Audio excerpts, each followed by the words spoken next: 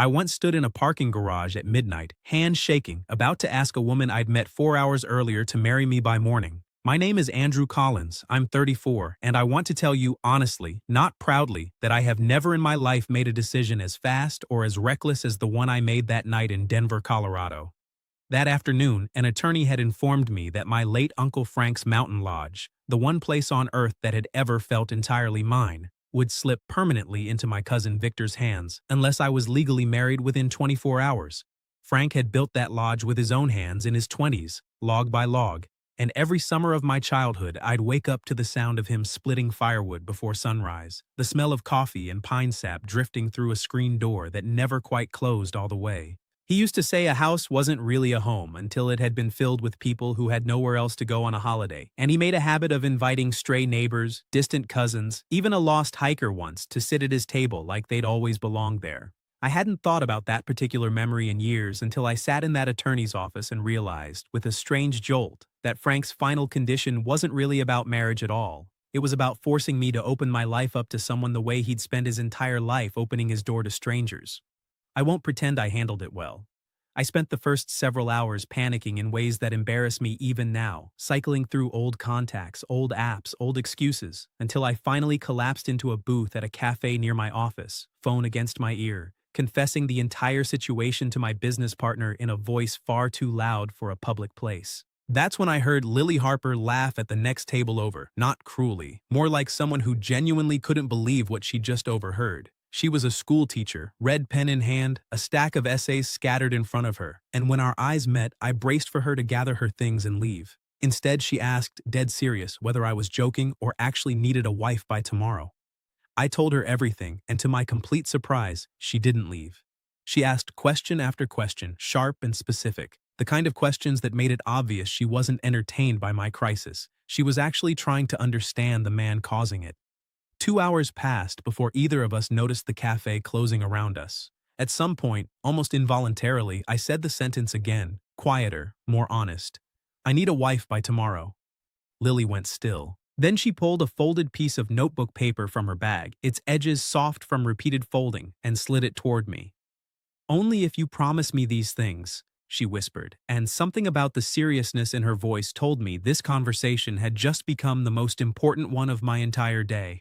I unfolded it slowly, half expecting terms about money or protection. Instead, 5 handwritten promises stared back at me. Honesty, even when inconvenient. Respect, the kind that outlives an audience. Patience, on the days patience feels impossible. Genuine presence, not just a name on a certificate. And a promise to always make room for people who needed help, no matter how full my calendar became. Something about that 5th line hit differently than the others, and I signed the page in that booth, 18 hours before the deadline, hand shaking, heart doing something I didn't fully understand yet. We married the next morning in a hurried courthouse ceremony, 40 minutes before the clock ran out, and Victor's claim on the lodge disappeared the second that certificate was signed. I assumed the hardest part of the day was behind me. What I didn't expect was how quickly the arrangement would start feeling less like a rescue mission and more like an actual life. Within a week, Lily had me at a school event I would have declined a month earlier, standing near a punch bowl in a suit while a 7-year-old asked why I looked so uncomfortable at a bake sale. Within a month, I was quietly funding classroom supplies for a program that had been running on fumes for years, not because anyone asked, but because Lily mentioned one specific tired teacher's name, and I couldn't stop thinking about her afterward.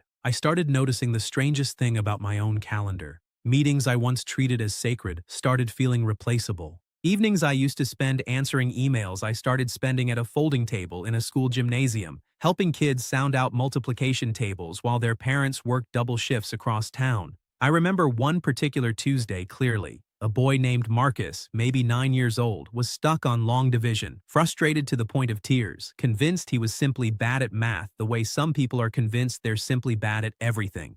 I sat with him for 45 minutes after everyone else had left, working through the same problem 6 different ways until something clicked behind his eyes and he solved the next 3 without help. Lily watched from across the gym, arms crossed, smiling in a way I hadn't seen from her before, and when we walked out to the car that night she told me, quietly, that she thought I might actually be keeping the 5th promise better than any of the others. We laughed constantly during those months. She teased me about ruining a $200 shirt at a flower-covered bake sale disaster. I teased her right back about grading essays at midnight with the focus of someone defusing a bomb. Somewhere in those small, unglamorous evenings, the arrangement stopped feeling like an arrangement at all. Legally, the requirement had already been satisfied the moment that courthouse clerk signed our paperwork. Emotionally, I had somehow ended up married to a woman who was quietly rebuilding parts of me I hadn't realized were broken for years. Marcus wasn't the only one. Over that first winter, I started showing up to that gymnasium almost every Tuesday and Thursday without Lily even asking anymore, and slowly I got to know the other kids by name too. A shy girl named Priya who wrote short stories nobody else knew about until I found one crumpled in her backpack and told her it was better than half the pitch decks I'd read that year, and a twin pair, Jaden and Malik, who bickered over board games with the kind of intensity usually reserved for corporate mergers. Lily watched all of it happen from the sidelines, grading papers, glancing up every so often with an expression I couldn't fully read, until one night she finally said it out loud. "You know this isn't in the contract anymore, right? You could stop showing up and nobody would blame you." She said it lightly, almost like a joke, but I caught something underneath it. A quiet test to see whether I'd treat the last few months as an obligation I could finally set down, now that the legal deadline was long behind us. I told her I wasn't showing up because of a folded piece of paper anymore. I was showing up because Tuesday and Thursday evenings had quietly become my favorite part of the week, more than any closed deal or client dinner had ever managed to be. Around that same time, Victor made one final attempt to unravel things, sending a lawyer to question whether our marriage met the will's definition of legitimate, hoping to find some technicality buried in the paperwork. Lily sat beside me through every phone call, calm and unshaken, and when the lawyer's investigation turned up nothing except two people who'd genuinely built a life together, Victor quietly withdrew and never contacted either of us again. I remember exhaling for what felt like the first time in weeks, looking over at Lily across the kitchen table covered in legal documents, and realizing the fight to protect the lodge had somehow become secondary to the fight neither of us had noticed we were also having. The quiet one about whether either of us was brave enough to admit this had stopped being temporary. Then came the evening everything nearly collapsed. I drove up to the lodge alone to sort out paperwork with the property manager, and when I returned that night, Lily's bag was sitting by the door, already packed, already zipped. She told me, in a calm voice I could tell she'd rehearsed, that since the will's condition had long been fulfilled, and neither of us had ever promised anything beyond that, she thought it was fair to let me return to my old life before this got any harder to walk away from. I stood there holding my car keys, feeling something crack wide open in my chest. I asked for 1 hour, or I drove her back up the mountain instead, back to that same porch where Frank used to leave a second mug of coffee out every morning, waiting for someone who never seemed to come. I took her hands in mine, and for the first time since that cafe booth, I let myself say something true without measuring it first. "I needed a wife to keep this lodge," I told her, voice breaking in a way I rarely allow it to. But somewhere between that fundraiser and that gymnasium and Marcus finally solving long division, you became the reason I actually want to keep any of it. Lily didn't answer right away. She looked out at the mountains, then back at me, tears sliding down before she tried to stop them. "I only wrote that list because I was terrified of loving someone who'd disappear the moment it got hard," she finally whispered.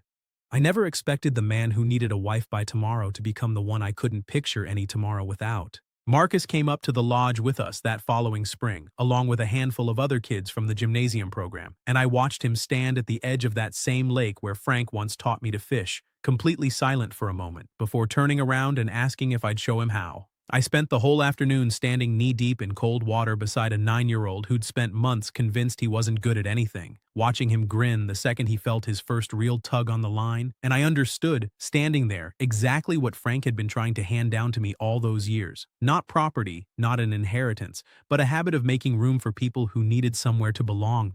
We still fill that porch with noise most weekends, and there's always a second mug of coffee sitting out, except now it never sits empty for long. What started as the most reckless decision of my entire life, made in a parking garage at midnight to a woman I'd known for 4 hours, turned into the one decision I would never, under any circumstance, take back, no matter how few hours I'd actually had to make it in. I'd actually had to make it in. I'd actually had to make it in. I'd actually had to make it in. I'd actually had to make it in. I'd actually had to make it in. I'd actually had to make it in. I'd actually had to make it in. I'd actually had to make it in. I'd actually had to make it in. I'd actually had to make it in. I'd actually had to make it in. I'd actually had to make it in. I'd actually had to make it in. I'd actually had to make it in. I'd actually had to make it in. I'd actually had to make it in. I'd actually had to make it in.